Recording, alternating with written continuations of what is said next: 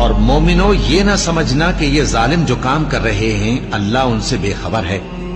وہ ان کو اس دن تک مہلت دے رہا ہے جبکہ دہشت کے سبب آنکھیں پھٹی کی پھٹی رہ جائیں گی اور لوگ سر اٹھائے ہوئے میدان قیامت کی طرف دوڑ رہے ہوں گے.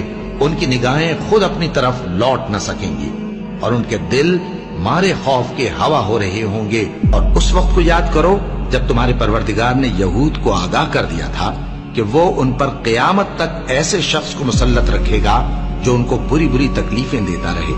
بے شک تمہارا پروردگار جلد عذاب کرنے والا ہے اور وہ بخشنے والا مہربان بھی ہے. اب کیا جو لوگ بری بری چالیں چلتے ہیں اس بات سے بے خوف ہیں کہ اللہ ان کو زمین میں دھسا دے یا ایسی طرف سے ان پر عذاب آ جائے جہاں سے ان کو خبر ہی نہ ہو یا ان کو چلتے پھرتے پکڑ لے تو وہ اللہ کو عاجز نہیں کر سکتے؟